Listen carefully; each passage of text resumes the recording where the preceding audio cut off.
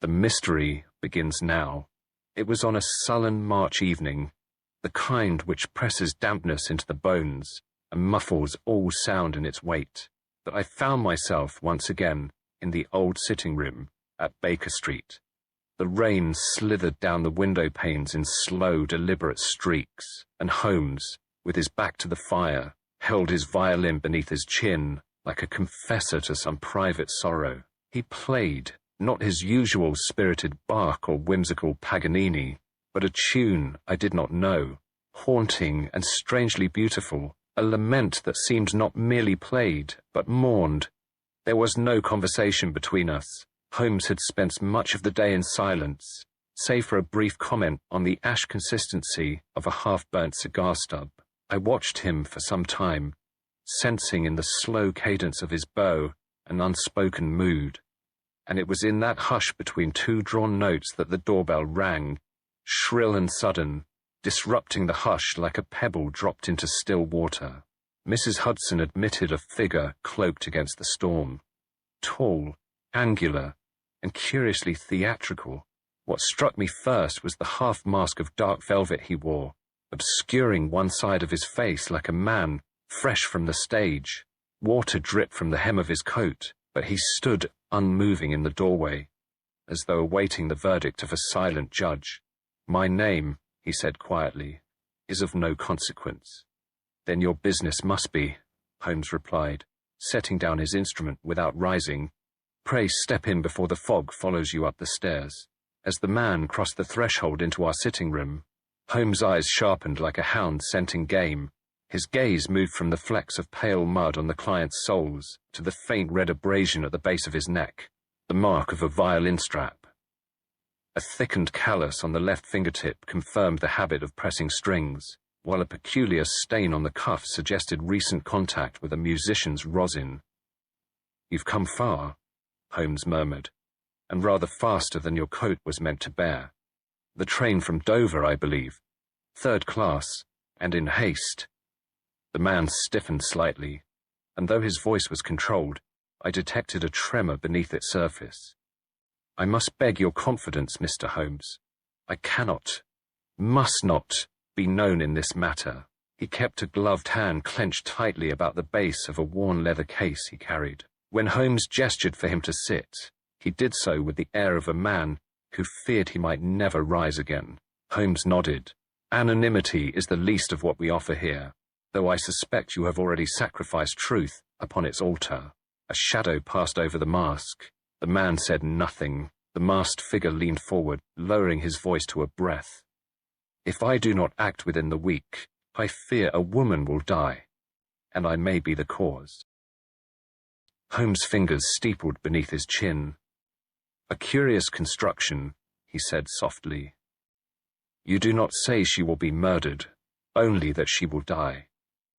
Nor that you will kill her, but that you may cause her death." "I cannot say more." "Not yet," the man said, glancing toward the curtained window. "Then say only this," Holmes replied. "Why have you come now, and not before?" The man exhaled. "Because now, she is beginning to play again." It was in that moment, that peculiar turn of phrase so pregnant with hidden meaning, that I saw the familiar glint alight in Holmes' eyes. The languor of the evening was gone. A case had arrived, cloaked in mystery, dressed in music, and trailed by the scent of something altogether more sinister. He sat with the discomfort of one unused to confession. The fire hissed quietly behind Holmes, casting long shadows upon the walls. But the man in the mask seemed oblivious to both warmth and light. When Holmes prompted him for his name, he shifted, as though the very syllables weighed against him. "I am known in some circles as Eric Valdemar," he said slowly, "though it is not the name under which I was born. Nor, I suppose, will it be the one by which history remembers me, if memory is granted me at all." Holmes inclined his head, steepling his fingers. "Then let us proceed with Valdemar, until the moment compels another." His tone was light, but I detected the subtle tightening in his posture, a readiness, like that of a violinist poised just before the bow strikes the first note. The man nodded. So be it. I am a violinist. Or rather, I was. I have received letters, Valdemar continued, his voice low and clipped, typed, unsigned, and unmistakable. The sender knows too much. He refers to performances that no critic covered, rehearsals that no journal recorded. He knows what happened in Jura. Holmes said nothing, and I, though the name meant nothing to me, could see the faint twitch at the corner of his mouth, the indication of some association forming behind his cool grey gaze. Valdemar pressed on. The man claims to be Istvan Reti. At this, Holmes raised an eyebrow. Reti? I had understood him to be rather deceased. As did I, Valdemar replied bitterly. He was presumed drowned in the Danube 7 years ago. Now he writes to me as if from a crypt, threatening to drag me down in his place. He claims to have proof of my involvement in a tragic incident I have spent a lifetime erasing, and worse still, he demands I commit an act I cannot bear. And what is that? Holmes asked softly. To destroy a performance, and perhaps a life. I was playing for the household of Count Banfi in Pest. Valdemar began, his voice faltering for the first time. It was meant to be a private recital, Reti, myself, and a small quartet performing for the Count and his daughter. A political evening, perhaps, though the music was our only duty. What occurred? I asked. Valdemar hesitated, then continued. There was a quarrel between Reti and the Count. Words were exchanged, sharp and sudden, and then, during the final piece, the chandelier fell. Directly above Reti? Holmes inquired. Valdemar's eyes were haunted behind the mask. Yes, it was dismissed as structural decay. The affair was smoothed over. No police, only silence. The Count arranged for all involved to leave Hungary shortly after. Reti was presumed dead. And you presumed yourself safe, Holmes murmured. Valdemar's lips tightened. Until now Reti writes of vengeance, of justice. He demands I become the saboteur of a young woman's triumph, or he will expose the truth, however he might spin it. Holmes leaned back. Truth, after all, is only dangerous when others believe it. She is called Amelia Verres, said Valdemar, barely 20, a prodigy of unusual brilliance, refined, intuitive, untouched by the viciousness of the professional world. I taught her, briefly, under another name. Reti now demands I mar her debut, a single ruined note, a public humiliation, something to fracture her ascent. And if you refuse? I asked. He says he will tell the world what I did in Pest, that I was complicit, that I helped conceal a death. Holmes drummed his fingers once upon his knee. So your options are confession or sabotage. It is, I must admit, a delightfully cruel composition. Valdemar did not answer. Instead, he reached into his coat and produced one of the letters, yellowed, unaddressed, and lined with precisely cut Hungarian syllables. Holmes took it without a word and held it up to the firelight, scanning the text as a conductor might a familiar score. The rosin on your sleeve, Holmes remarked suddenly, is fresh. Too fresh for a man who claims to have laid down his instrument. Valdemar blinked. Old habit, he said, though not convincingly. Indeed. And your right hand trembles, not from age, nor fear, but from overuse and strain. You are still playing, perhaps in secrecy, perhaps for yourself. Valdemar offered no reply. Only a flicker of something like shame. Then there is the matter of your tobacco, Holmes continued, which is unmistakably of Szeged blend, an Eastern preparation scarcely found outside the border provinces of Hungary. It clings to your collar like a signature. You know the scent? I know what clings to a man who writes letters with a vengeance. Valdemar's shoulders sagged slightly, and Holmes softened, only slightly. You've come to preserve a career, or a reputation, but what you may truly wish to protect is her. A long silence followed. Finally, the man spoke. If anything happens to Amelia, it will not be Retty who breaks me. Holmes folded the letter carefully and placed it beside the violin case. Then we must ensure no one plays the final note before it's time. You understand, Mr. Valdemar, Holmes said, rising at last, that this case touches on 3 instruments, one in your hands, one in your enemy's, and one that may yet be broken before her first crescendo. Valdemar stood as well, but said nothing. He clutched his hat, as a man might cling to a final measure of dignity. I will investigate, Holmes said, but I offer no promise of protection, only truth. And sometimes the truth plays in a key we do not choose. Valdemar bowed slightly, the gesture more theatrical than sincere. That is all I ask. Once he had gone, Holmes turned to me. There is more to this than ruined concerts and phantom letters, Watson. Indeed, I asked. He nodded. The music is not what worries me. It is the silence Retty intends to follow it. We stood for some time after the masked violinist had gone, the fog once again curling against the windows, as if reluctant to release him to the streets below.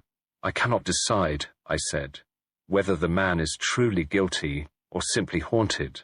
Holmes was at the mantel now, fingering the strings of his own instrument with delicate precision. In matters of music and memory, Watson, guilt and haunting often walk in unison. He drew the bow once across the strings, a low note rising like smoke in the quiet. It is a case of rivalries, concealed truths, and one young woman who may yet be the unwilling soloist in someone else's requiem. And where shall we begin? I asked. Holmes smiled faintly. With the girl who does not yet know she is in danger, and the man who may have already placed her upon the stage. It was 2 days later that Holmes and I found ourselves seated in the modest rehearsal chamber of the Marylebone Conservatory, a narrow brick structure whose ivy-clad windows rattled faintly in the March wind. Amelia Verres stood at the center of the room, framed by a circle of empty music stands and the faint scent of varnish. She was slender, composed, and seemed to glow with that peculiar intensity which only the very gifted possess. Yet her eyes, as Holmes immediately remarked to me in a whisper, watched the door more than the bow. She began to play a caprice by Berio, and the sound was exquisite, rich, precise, and heartbreakingly pure. But Holmes sat forward slightly, his brows drawing together as if something invisible had slipped between the notes. I heard nothing amiss, but I've long since ceased to trust my ear where Holmes' instincts were concerned. When she concluded, there was polite applause from a small cluster of staff, but Holmes merely tapped his fingers on the bench beside him. She plays, he murmured, as one who expects to be interrupted, and dreads who may be standing behind her when it happens. As Amelia tuned her violin for the second piece, Holmes leaned toward me. There, did you catch it? Catch what? Her rhythm. In the third variation, there's a hesitation after every ascent. Not in the music, mind you, but in her hands. It's not nervousness, Watson. It's rehearsal layered over avoidance. You think she is hiding something in her technique? Not hiding, he said. Signaling. That piece is meant to sing, but she muffles it, as though afraid of where it might lead her. She is playing under a shadow, and it weighs more than mere stage fright. I regarded her again, this time noticing the flicker of her eyes toward the gallery above the piano. She smiled at the accompanist, but there was tension in the corners of her mouth that did not lift when the music did. Holmes tapped his cane once against the floor. Someone is watching her, he said quietly, and she knows it. I turned at once in the direction Holmes had indicated, and caught sight of a bearded man in a brown overcoat, seated alone in the upper gallery. His presence seemed unremarkable at first glance. A patron, perhaps, or an instructor, but Holmes had already risen and was quietly making his way up the narrow stairs. I followed several paces behind, noting the peculiar gait of the figure above us, which bore the uneven rhythm of a man with a stiffened leg. or recent injury, but as we reached the landing, the figure rose abruptly and slipped behind the curtain near the stairwell. By the time we passed through, he was gone, not vanished like a magician, but with the precise speed of one who had measured every inch of his escape beforehand. He limps, Holmes muttered, scanning the stairwell, but he is no invalid. Do you believe that was Retty? I believe, Holmes said, that we have just seen someone who does not wish the girl to succeed, and who knows precisely when and where to vanish. He stooped and touched the balustrade. Dust disturbed, no fingerprints. Someone trained, or careful, perhaps both. While Holmes examined the gallery further, I took the opportunity to converse with one of the conservatory's assistants, a thin, red-haired girl named Clara, who seemed genuinely fond of Miss Verez. She's brilliant, Clara told me, but always on edge these days. I've seen her tear up letters without reading them. What sort of letters? I asked. She never says, but they come in brown envelopes, always the same handwriting. She hides them in the third drawer, under her music scores. And has she told anyone? Only her mentor, Clara whispered. Mr. Sandor, I believe, a Hungarian gentleman, very kind, but odd. He hasn't been around for a few weeks. I nodded gravely, concealing my own surprise. So Valdemar, or rather Sandor, had placed himself near her all this time. Holmes would not be surprised. He had, I suspected, already deduced it. Still, it raised a chilling question. Who, then, had stepped in to watch her now? When Holmes rejoined me in the corridor, I relayed Clara's comments about Emilia's mentor, a Hungarian gentleman known to the conservatory as Mr. Sandor. Holmes allowed himself the faintest smile. So, our Mr. Valdemar has not merely remained near the girl, he has inserted himself as her guardian angel, which strikes me as oddly protective for a man claiming to be the threat, I said. Indeed, Holmes replied. Guilt often masquerades as guidance, Watson. He fears what Retty will do and hopes to intercept it, but proximity breeds risk. Then why not simply warn her? Because her trust, Holmes said coolly, is the only currency he still possesses. Once he spends it, he is bankrupt, morally, professionally, and, I suspect, emotionally. We turned to leave the building, but Holmes paused at the threshold. He taught her to play, Watson. Now he fears the next performance may be her final one. Later that evening, Holmes directed me to the archives at the Hungarian Club near Pall Mall, a narrow reading room lined with dusty journals and society registers. He requested every volume concerning court music and noble houses between 1883 and 1818, a range I found both oddly specific and eerily well considered. He pored over them with tireless focus, flipping past scores of pages until he paused over a yellowed article from a Het, a Budapest periodical. I leaned in and saw the headline, Scandal at the House of Banffy, Music, Madness, and Mourning. Read the final paragraph, Holmes said, tapping the text. It recounted the mysterious death of a music tutor named Retty during a private recital, and the subsequent withdrawal of Count Istvan Banffy from political life. His daughter, said to be a gifted violinist, had disappeared from the public eye soon after. Holmes's finger traced the name of the daughter, Emilia Banffy. Changed now to Verez, Holmes murmured. She is not merely Sandor's pupil. She is the daughter of the house Retty once served. And Sandor? I asked. Holmes closed the book gently. He served there as well, though not as tutor, as accomplice, or rival, or both. Back at the conservatory the following day, Holmes asked to examine Emilia's rehearsal room while she was out, with a courteous nod from the headmistress, who seemed to view Holmes as some minor musical patron. We were granted access. On her desk lay a fine violin case, embossed in dark leather with the initials EBV, barely visible beneath a newer monogram. Holmes opened the lid carefully and peered inside. Nestled beneath the velvet lining, near the hinge, he retrieved a tiny fragment, a broken hair clasp, the kind worn by young girls. He turned it over and sniffed. Sandalwood oil, worn regularly, likely for years. But she is older now, I remarked. She keeps it hidden. It is a relic, not an accessory. He then drew out a folded envelope wedged in the inner pocket. Its corner bore a dark purple smear. Not ink, he said, but papatinta, a pigment found only in Hungarian correspondence ink. It was imported, but rarely. Whoever handled this paper was familiar with its source, or wanted to appear so. So either Retty left it, or someone meant us to think he did. That night, back in Baker Street, Holmes sat cross-legged before the fire, his violin resting silent across his knees. He had not played a note since returning from the conservatory, though I sensed music was churning silently within him, measured, scrutinized and dissected as only he could do. You recall her hesitation during the burial? He asked. Of course. You said she muffled the accents. Not muffled, he corrected. Encoded. There was a pattern in her restraint. Each held note was exactly 2 beats longer than required, and always following the same sequence.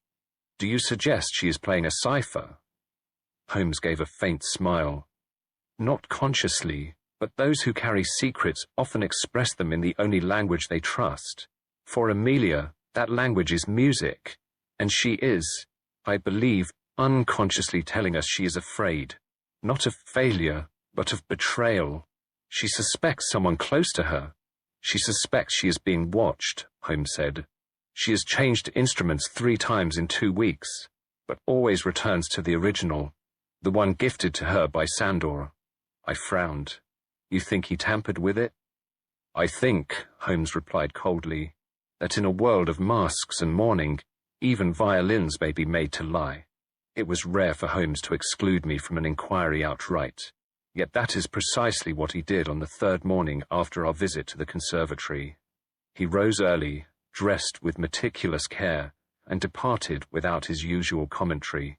You'll find the Times dull without me, he said, reaching for his gloves. But I must see to a particular thread alone. It may unravel, or it may reveal the pattern. We shall know by dusk. Do you anticipate danger? I asked, perhaps a shade too eagerly. He offered the faintest smile. Only the danger of false assumptions. By late afternoon, he returned, his coat flecked with dust, his collar slightly frayed, but his eyes alight with that unmistakable gleam that told me he had found the thing he was seeking, or something entirely unexpected. He removed a narrow object wrapped in cloth and placed it on the mantel. You'll want to know where I've been, he said. Let's begin with a boarding house in Kensington, and a piano tuner who doesn't play by ear alone. The man is known there as Mr. Joseph, Holmes began, settling into his chair. A soft-spoken gentleman, blind from an alleged boiler accident, who tunes the instruments for several private academies. But when I arrived, he was at work upon an upright Broadwood, and I noticed 3 things immediately. I leaned forward, which were: 1. His left eye is milky, but intact. It does not track, but it flutters slightly when startled. 2. The way he handled the hammers. He used his right index finger to check spacing, not his ears. And 3. A scuff on the inside of his wrist, where a violinist braces the instrument. You believe this Mr. Joseph is Retty? Without question. The voice is identical to a recording preserved by the Royal Society. I presented myself as a patron seeking tuning for a gift. When I dropped Amelia's name, he paled. Not theatrically, but as if the ghost of his past had walked into the room. Did he confess? Not in words, but I mentioned Pest, the house of Bamfy and the chandelier. His hand trembled. He asked me to leave. I did. And you're certain it was Retty? Holmes nodded. As certain as I am that he fears not exposure, but interruption. I accompanied Holmes the following evening, as he had arranged a second meeting with Retty, under the guise of returning for a tuning appointment. But as we approached the boarding house, Holmes drew up short. He's bolted, he murmured. See the curtains? Moved too recently. We gave chase through the narrow alleys of Kensington, Holmes ahead, swift and tireless as a bloodhound on the scent. I followed with less grace, but tireless as a bloodhound on the scent. I followed with less grace, but equal determination. At a bend near the mews, Holmes turned sharply and caught sight of a shadow ducking between two ash bins. We cornered him briefly, a gaunt figure, with a thick beard and pale eyes that flashed with defiance. But before we could close the gap, he flung a small canister to the ground, releasing a plume of foul smoke, and vanished through a tradesman's passage. Holmes, coughing, retrieved something from the gutter, a length of violin string, slick with a strange dark residue. He dropped this in haste, he said, or left it as a warning. I examined it.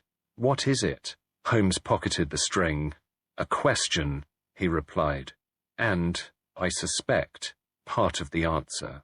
By the time we reached Baker Street again, Holmes had already summoned the analytical tools he kept with the reverence other men reserve for family heirlooms. He spread the violin string upon a porcelain dish and applied heat beneath it. A thin smoke rose, pungent and metallic. I thought so, he muttered. I waited, as always, for the lecture. This is not rosin, he said. It is a synthetic compound, a resin mixed with ferrous oxide and a trace of camphor, used only in the maintenance of steel piano wire, but applied to gut strings. It would weaken them, I ventured. It would silence them, he replied. Over time, it causes fraying at the core. With just the right tension, say, mid-performance, the string snaps. I stared at the instrument. Then the girl's violin may already be tainted, or it was meant to be switched. Either way, someone wanted her performance to end in failure, or in blood. He folded the string and placed it in an envelope. I shall need to test Amelia's instrument personally, he said, and when I do, I believe we shall find more than poor craftsmanship. We may find intent. The following morning, as I returned from an errand, I found Holmes at the breakfast table, reading a slim envelope with all the gravity of a physician examining a final diagnosis. Your hunch about Amelia's parentage, I began. Have you confirmed it? He nodded without looking up. Confirmed, documented, and, I suspect, already known by both our principal players. Emilia Verus is the adopted name of Count Istvan Bamfi's daughter, Emilia Bamfi, the girl who vanished after the chandelier incident in Pest. But that would make her the heir of a disgraced house, I said, and Retti's former pupil, and Sandor's pupil as well, in more ways than one, Holmes replied. He was her father's court musician, a minor noble by blood but with grand ambition. When Retti died, or was presumed to, Sandor fled Hungary and reinvented himself. But guilt, Watson, has a curious shelf life. Does Amelia know? That, said Holmes, is the question we must answer next. If she suspects her heritage, she has said nothing, but her music says much.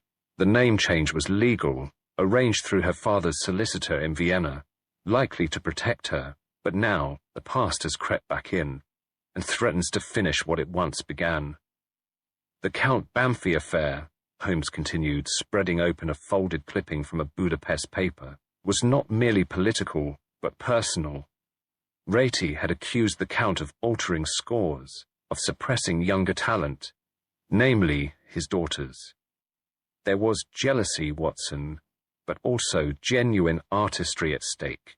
Sandor, the third in the triangle, was the quietest of the three, until the chandelier fell. You believe Sandor was complicit? Possibly. Or perhaps merely present when fate intervened. But he survived, prospered, and eventually found Amelia again, conveniently when she reached an age fit for the stage. He gave her a new name, issued new music, and a chance at erasing what came before. Except Retti survived, I murmured, and now seeks his revenge, not on Sandor directly, but through the girl they both shaped. If she falters, the scandal reopens. If she succeeds, Sandor is redeemed. And if she dies on stage, Holmes' eyes darkened, then both men are erased, in different ways. Reti removes the living symbol of his shame. Sandor loses his final composition. Amelia, unwitting perhaps, is being wielded like a bow across the strings of justice and vengeance. And the concert? I asked. It is not a performance, Holmes said. It is a reckoning, finely tuned, and moments from beginning. That evening, Holmes asked me to draft a letter to Inspector Lestrade, requesting a discreet presence at the concert hall. I confess I wrote it with growing unease. You intend to have the Yard present? I asked. Do you suspect an overt attack? I suspect nothing, Holmes replied, which is precisely why I prepare for everything. He laid out several components of his plan: a decoy violin case, a pair of tinted spectacles, and what appeared to be a harmless coil of string. And what is all this? I inquired. Distractions, Watson. Theatre is about illusion, not truth. While they watch one hand, I shall act with the other. You intend to trap both Reti and Sandor? Holmes smiled faintly. No, I intend to let them trap each other. I merely ensure the walls of the box are firm. And Amelia? She must believe the concert proceeds as planned. No fear, no doubt. Her instinct must remain intact. But if something goes wrong, then I will be precisely where I need to be. Not on the stage, but in the margins. The silence between the notes, Watson, is where meaning lives. And the risk? Holmes looked up. Is that we are wrong, and music becomes mourning. We sat long into the night, Holmes quietly restringing a violin identical to Amelia's, while I watched the shadows grow deeper across the floor. You've often said, I murmured, that it is the detail most easily overlooked which contains the truth. Holmes glanced up. Yes, most men watch the hands. Fewer listen to the rests. I frowned.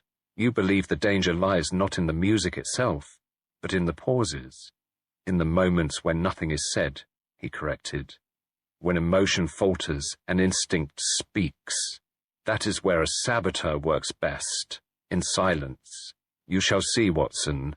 The night of the concert, we will all be listening for the notes. But He tightened the final peg, snapped the case shut, and stood. We'll be watching for the silence. There was something in his voice, not fear, but certainty layered with a quiet, almost funereal resolve. I said nothing more that evening. The violin case remained by the door, and Holmes did not sleep. The concert hall on Wigmore Street was already half filled when Holmes, Lestrade, and I arrived by separate entrances under his precise instructions. It was one of those modest venues that boasted more history than grandeur. Red velvet seats, narrow galleries, and acoustics that were both intimate and unforgiving. Holmes had always claimed that such rooms were designed for confessions, not applause. We had taken our positions as planned, Lestrade stationed discreetly behind the curtains to the left of the stage, Holmes blending in amongst the press in the gallery above, and I seated in the stage, Holmes blending in amongst the press in the gallery above, and I seated in the second row with a view of both Amelia and the orchestra pit. The atmosphere crackled with polite anticipation. Amelia was to perform a solo arrangement of Sarasate's De Goineweisen, a choice Holmes found interesting. She is sending a message, he had said to me the night before. To whom, and from what, remains to be heard. As the house lights dimmed, the silence that fell was near sacred. I scanned the audience and caught sight of a bearded man in the shadows of the upper box, a face familiar from the gallery at the conservatory. Holmes had seen him too. I could feel it in the shift of the air, as if the curtain itself were holding its breath. I learned afterward that Holmes had found his way backstage, moments before Amelia's entrance. Slipping into the wing during a stagehand's distraction, she had been tuning her violin, the very one gifted to her by Sandor, when he approached. I beg your pardon, he had said softly, but you must trust me and use the instrument to your left, the one resting on the blue velvet. Amelia, by all accounts, looked startled. That one isn't mine. No, Holmes replied. But yours was meant to betray you. He did not wait for an answer. He simply nodded once and withdrew before anyone could notice. It was a perilous move, one that relied entirely upon Amelia's instincts, and the hope that her trust in the man who had once mentored her had now tilted ever so slightly toward doubt. She took the substitute. From my seat, I saw her step into the light, bow in hand, face composed. The orchestra gave its soft cue, and her bow met the strings. Behind me, a breath caught in the shadows. The music began with elegance, rising like smoke from Amelia's strings. Her technique was precise, perhaps even more refined than in rehearsal, but Holmes, ever the conductor of consequence, was not watching her hands. He was watching the man in the upper box, who leaned forward with unnatural stillness. Midway through the second variation, just as the tempo climbed and the E string would bear the most tension, there came a sharp, dry snap, not from Amelia's violin, but from the one Holmes had quietly arranged to be tuned identically and laid beneath the gallery. The effect was devastating. The audience gasped. Amelia halted, not in panic, but in perfect professional control. She lowered her bow, looked calmly toward the conductor, and gave the subtlest of nods. Then, as if it had been scripted all along, she stepped back and took up her own instrument. This time, the one Holmes had tested and approved. From the gallery, a figure rose hastily and began making his way toward the staircase. I turned toward the sound of the broken string again, and saw that it had been rigged not on stage, but beneath it. Holmes had not merely anticipated sabotage. He had staged it. As Amelia resumed her performance with unshaken poise, a disturbance broke at the rear of the auditorium. The bearded man, Rati, we knew now without doubt, shoved past a pair of ushers and vaulted the pit rail with a suddenness that betrayed months of pent-up violence. In his hand was a conductor's baton, a sleek, unremarkable rod at first glance, but gripped with too much purpose for mere flourish. The orchestra stuttered to a halt. Amelia froze, bow mid-air. Holmes was already moving. From his place in the gallery, he dropped down the side stairs with the speed of a panther. Lestrade appeared simultaneously at the opposite wing. "Sir," one of the ushers cried. "You can't." But Reti was past them, heading straight for Amelia. Holmes intercepted him just as he reached the edge of the stage. There was no scuffle, no dramatic leap, only a hand. Holmes's hand, reaching calmly into the man's lapel, seizing his wrist, and wrenching the batons free. "It's not your music to conduct," Holmes said coolly. Reti's eyes flared, with rage, or sorrow, or something deeper than either. The baton clattered to the floor. Lestrade stepped in. The applause had not yet resumed, because no one dared breathe. Later, in the backstage hallway lined with dusty props and scores of forgotten arrangements, Holmes handed the baton to Lestrade with an air of precise disgust. "Do not touch the tip," he instructed. "Contains a hollow channel, quite narrow, filled with a gelatinous toxin, plant-based, derived, I believe, from Aconitum napellus." Lestrade frowned. "Monkshood?" "Correct," Holmes said. "Odorless, quick to absorb through skin or bloodstream, often fatal." Reti had intended to pierce Amelia with the needle. A brush of the hand, perhaps disguised as a correction or gesture.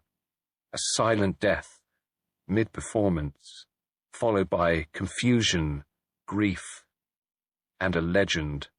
Lestrade held the object at arm's length. "He's lucky we caught him." Holmes tilted his head. "No, Inspector.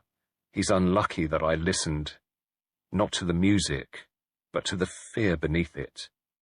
I watched as Reti, now restrained, refused to meet Amelia's gaze. She, to her credit, stood calm but pale. Her fingers trembled, but not from performance nerves. "Why her?" I asked Holmes softly. "Why would he want to kill the very symbol of his legacy?" Holmes gave no answer at first. Then quietly he said, "Because in her, He saw what he might have been, had he chosen beauty over bitterness. Reti, once a ghost in every sense, now stood in flesh and breathless fury beneath the concert hall's dull gaslight. Lestrade's men had secured his arms with practiced firmness, but it was Holmes who stepped closer, and, with a swift hand, removed the small patch of theatrical latex from beneath the man's jaw, revealing a scar I recalled from the grainy photograph in the conservatory's archives. "Istvan Reti," Holmes declared, and for once even Lestrade offered no protest. "Presumed dead in 1891 during the train fire in Zekesverhervar. Yet here he is, resurrected by rage and the promise of a final cadenza." Reti said nothing. His breathing was labored, but not from exertion. It was humiliation, unmasked not merely in face, but in intent. Amelia, silent still, gazed at him with no recognition. Whether it was shock or choice, I could not be certain. "You were never her protector," Holmes murmured. "Only her prison." And with that, he turned from Reti, as one might from a false note in a perfect symphony. Regrettable, but not worth dwelling upon. We were barely 2 corridors removed from the concert hall, when Holmes, without slowing his stride, said, "You recall the woman in the veil, the one who claimed to be Amelia's sponsor?" "Of course," I said. "She arranged the recital, covered the expenses, insisted we look after the girl's safety." "What of her?" "She wished to eliminate both the protégé and the phantom mentor in one elegant performance," Holmes said coolly. "A poisoned baton for Reti's hand, a sabotaged violin for Amelia's. Had either of them succeeded, the other would have borne the blame, and in the ensuing scandal, the noble house of Verres would fade from memory altogether." I stopped dead in my tracks. "But surely she intended to save Amelia?" Holmes gave me a brief, cold glance. "No, Watson. She intended to erase her. But why?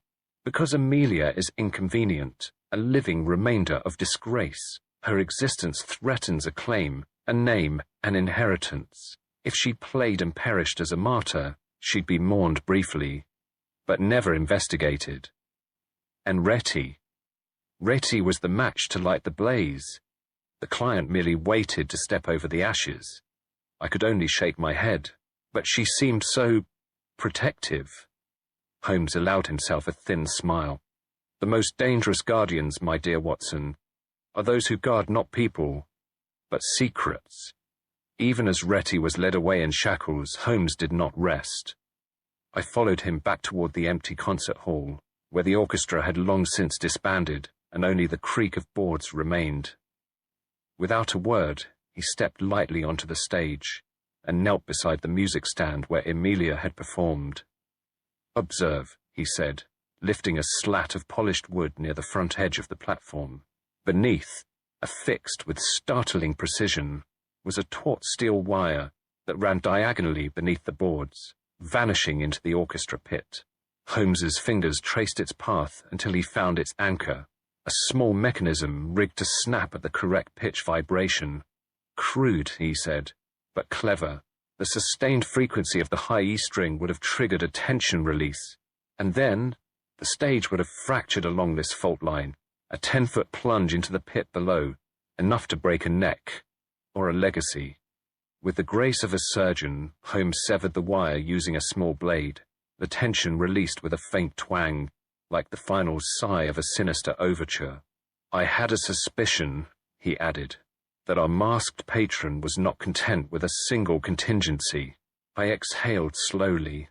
Holmes, had Amelia played the original violin, she would not have survived the crescendo, he said, and turned toward the wings. "Now, let us deal with the conductor behind the curtain." Later that evening, as we sat once more in our Baker Street sitting room, the fire low, the air thick with tobacco and satisfaction, I turned to Holmes with a mixture of admiration and unease. "You let them play out their schemes," I said slowly. "You allowed Amelia to step onto that stage, knowing full well that danger waited on either side."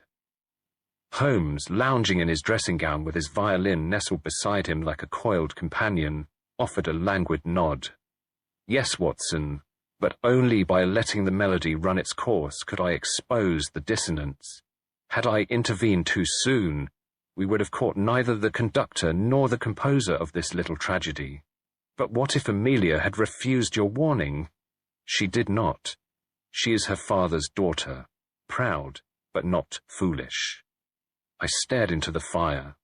It was a dangerous game, Holmes. Life, my dear Watson, is a dangerous game, but it is the timing that distinguishes the artist from the amateur. He drew the bow gently across the open G-string, producing a hum as low and melancholy as his own expression.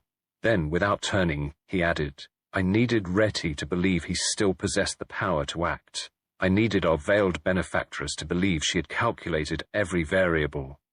What neither anticipated was each other. 2 crimes, 1 stage, I murmured. Holmes smiled faintly. Precisely. I conducted nothing, Watson. I merely arranged the overture and let the symphony fall apart in their hands. Outside, the night was quiet, but in the silence between the notes, I heard Holmes's final lesson, that the truest music of justice is often played unheard. We had scarcely removed our overcoats when Holmes, with his customary economy of movement, sank into his chair by the fireplace and reached for his pipe. The events of the evening, so swift and yet so intricately woven, had left my thoughts scattered and eager for explanation. For my part, I dropped into my familiar armchair opposite him, nursing a small brandy, and eyeing Holmes with the half-expectant, half-weary look of a man who knew he had once again missed the invisible thread that had guided his friend through the maze. Holmes struck a match, regarded it thoughtfully for a moment as it flared, then said, It is always astonishing, Watson, how melodrama can be constructed with the simplest instruments. A girl with a bow, a villain with a score, and a stage set not for music, but for memory. I gave a small groan. Holmes, I confess I am utterly at sea. You knew who was behind the mask all along, didn't you? From the moment he entered our chambers, Holmes replied coolly. The rest, my dear fellow, was merely orchestration. And with that tantalizing phrase, he exhaled a long plume of smoke and began. You remember, Watson, Holmes began, our client, or rather, our masquerading conductor, claimed to represent Amelia's interests and insisted on anonymity due to continental sensitivities.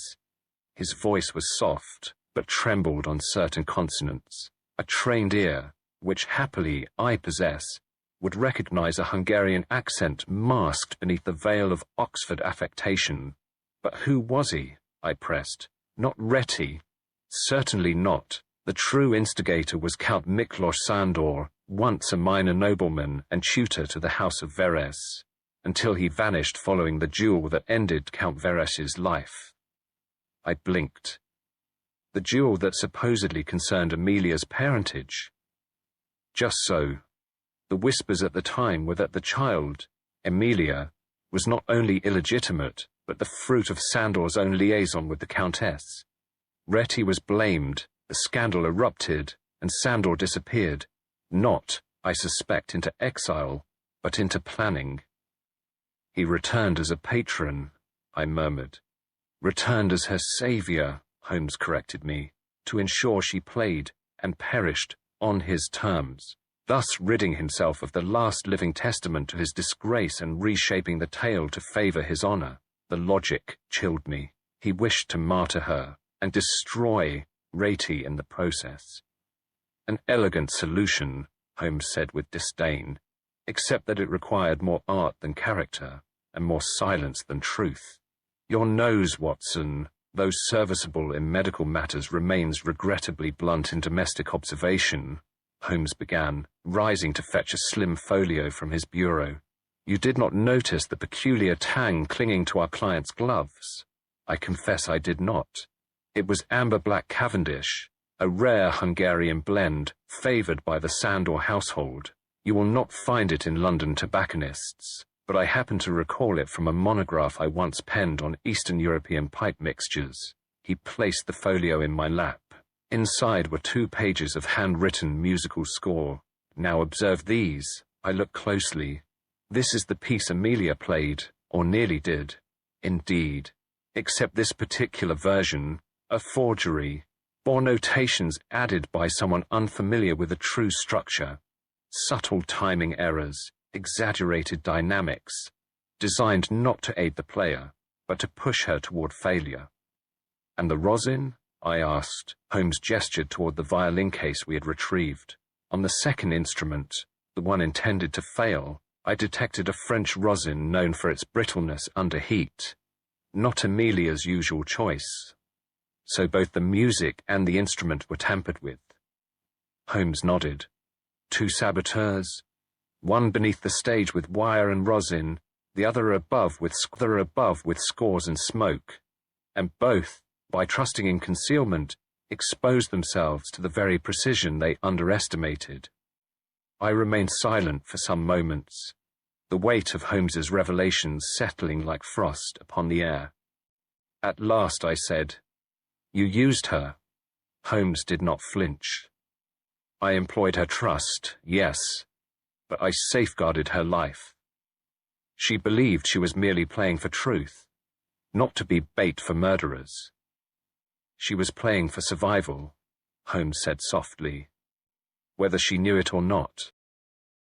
I set down the folio with more force than I intended.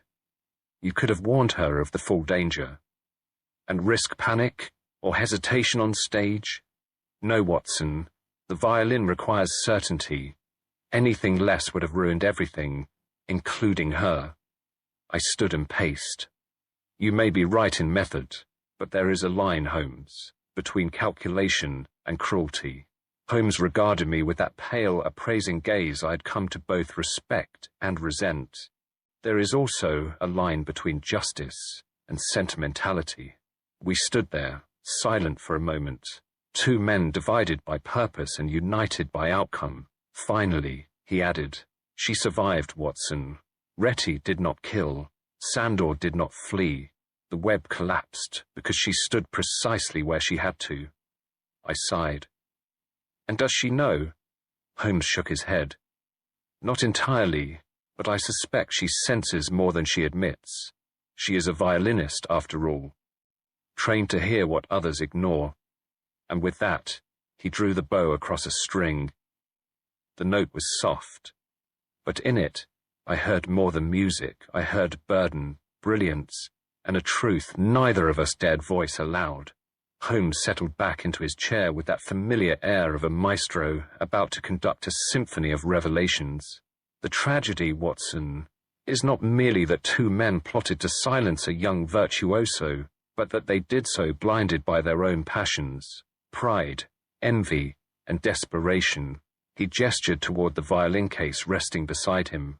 Retty, though presumed dead, was fueled by a thirst for vengeance that dulled his reason. He believed himself the aggrieved party. A fallen master denied his due. His bitterness transformed him into a ghost haunting the shadows of his own making. And Sandor? Holmes's eyes darkened. Sandor was the desperate strategist, clinging to a legacy slipping through his fingers. To him, Amelia was both salvation and curse, the embodiment of his sins and hopes. His plan to eliminate both Retty and his pupil was not merely cold calculation, but a fatal attempt to rewrite history. "They never saw each other coming," I observed. "Precisely, like discordant notes in a tragic composition, their schemes clashed and shattered each other's ambitions. Each thought himself the conductor of fate, only to become an instrument of ruin." Holmes folded his hands neatly. "The key, Watson, was to understand their illusions, their belief in control." "You mean you let them believe they were masters of the game?" "Indeed. Retty was given the impression that his every move was unseen, yet he was shadowed. Sandor believed his masked presence would remain inscrutable, but I had placed observers in every corner." He opened a ledger, pointing to a series of correspondences and intercepted messages. "I allowed false intelligence to reach their ears. A whispered hint here, a staged threat there, enough to provoke rash actions without revealing our hand. You were the true puppeteer. Holmes smiled thinly. A conductor, if you will. I orchestrated their moves so that they stepped upon each other's strings. A duel without blades, played out in silence and shadows. And Amelia? She was the silent audience, unaware of the score's dark undertones. Her trust was the melody that carried the discord. I frowned. That strikes me as a perilous gamble. Holmes shrugged. Life and art both require risks. The difference lies in how one conducts the performance. I could no longer contain my unease. Holmes, forgive me, but you used Amelia like a pawn, a mere piece moved across a deadly board. Did it not trouble you, placing her in such peril, even for the sake of justice? Holmes regarded me with a glance both piercing and devoid of sentiment. Watson, to be a pawn is often to be the most vital piece on the board. Amelia's role was neither cruel nor careless, but necessary. Necessary, I repeated incredulously. You risked her life as bait. No, he said quietly. I risked the failure of my plan if she hesitated. The girl needed certainty, not fear. To betray that would have doomed us all. I paced, the warmth of frustration rising in my chest. And yet, she remains unaware. She trusts you blindly, even as you orchestrated this danger. Holmes exhaled, a rare sigh. I do not ask for her trust. I demand her courage, and she has shown it in abundance. I softened. And if this were not a game of shadows, but of human lives, Holmes? Where does your conscience find refuge? His eyes flickered with something almost like sorrow. In the knowledge that without such measures, there would be no music left to play, only silence. The following morning, as dawn crept through the windows of 221B Baker Street, Holmes presented me with a small parcel wrapped in soft cloth. Unfolding it, I revealed Amelia's broken bow, the one that had snapped under such dire circumstances. Yet, to my astonishment, it was mended. Fine silver wire, delicately wound around the fractured wood, binding it together with both strength and artistry. Holmes watched my expression with an inscrutable smile. Even broken things may yet play true, Watson. A bow is much like a man, fractured, but capable of renewal. I looked up. Will she understand the gesture? Perhaps not immediately, Holmes said, but the weight of such care often speaks louder than words. It is a token, not merely of repair, but of hope. He paused, fingers trailing the length of the bow as if recalling its every note. Music is forgiveness given form. Justice, when tempered with mercy, is the same. I thought of Amelia, of the courage she had shown, and the peril she had faced. You have a rare kindness beneath that austere exterior, Holmes. He inclined his head. Kindness tempered by necessity, my dear Watson, and sometimes that is all one can offer in a world so often deaf to mercy. We sat in silence, the bough resting between us like a fragile covenant. And as the morning light filled the room, I felt that for once, the music had ended on a note of peace. It was late one misty evening when I returned to find Holmes seated in his favorite chair, the room cast in flickering shadows from the dying fire. His violin lay cradled beneath his chin, and from its strings poured the haunting melody I'd first heard upon our arrival. Yet something was different. The tune was softer, less burdened by sorrow, as if the very man playing it had shifted in subtle ways. I sat quietly, listening to the sorrowful notes ripple through the stillness. Holmes's eyes were closed, his expression unreadable. It struck me then how this simple, melancholic piece had become a mirror, reflecting not only the story we had lived through, but the quiet evolution of the man who solved it. The song, once sharp with tension, now felt tempered by a fragile peace. As the final note lingered in the air, Holmes lowered his violin slowly, a faint shadow crossing his features. I wondered what thoughts lay behind those closed eyes, silent as the night itself. I ventured softly, Holmes, I now realize the tune you play is that Hungarian lament, the one we discussed on our first evening. Yet, tonight, I hear it differently. That discordant, biting note you once struck so deliberately is gone. He opened his eyes and regarded me with his usual cool precision.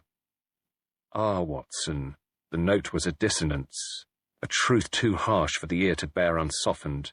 Removing it does not erase the pain, merely masks it beneath a veil of harmony. But it made the music memorable. It gave it character. Holmes nodded. True, yet life often demands the silencing of sharpness for survival. The discord became a danger, a reminder better kept in the shadows. I sat back, pondering.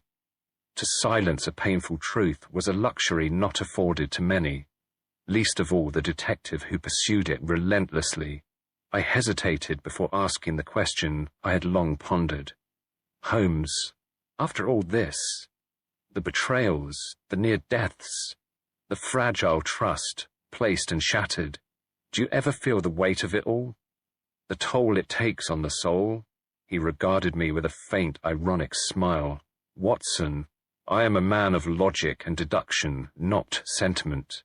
Emotion is a luxury that clouds judgment. The toll you speak of is not mine to bear. It belongs to those who lack clarity. But surely you are not untouched by it. Perhaps, he said quietly, but I choose to dwell in the realm of reason, where suffering is an equation to solve, not a wound to nurse. His gaze drifted toward the window, the night swallowing his words. I knew better than to press further. Some truths, like notes in a minor key, were meant to remain unspoken. Setting his violin aside with deliberate care, Holmes remarked dryly, Watson, a puzzle that bleeds is no puzzle at all. It is tragedy. I deal in enigmas that surrender their secrets without lamentation. I smiled faintly at his customary detachment. Yet even enigmas leave a mark, Holmes. Perhaps, but the mark is on the solver, not the puzzle. With that, he resumed his contemplative silence, the room thick with unspoken complexities. The room was quiet, save for the gentle ticking of the mantel clock, its steady rhythm filling the space between us. Just as I allowed my thoughts to wander from the shadows of our recent case, there came a sharp knock upon the door, followed by the entrance of a breathless messenger. He handed Holmes a telegram, its contents hastily scrawled but unmistakably urgent. Holmes's eyes scanned the note with that familiar spark of interest. A curious affair, Watson, he said. A stolen emerald, a ghost that appears only at dawn, and a client who fears the past is not done with him. I could only grin, the promise of another mystery lighting my own spirits. Holmes's violin lay quiet now, but his mind was already composing a new symphony, one of secrets yet to be unveiled. And so, with the clock marking the passing moments, our story turned once more to the unknown. As the embers in the hearth dwindled to a faint glow, Holmes leaned back with that familiar, inscrutable calm. Watson, it is curious how the sharpest melodies often conceal the deepest silences, and how the most intricate plots unravel not through force, but through trust and betrayal intertwined. In this case, pride and revenge were the true adversaries, far more dangerous than any weapon. He paused, eyes gleaming with quiet satisfaction. What, do you suppose, was the criminal's gravest error?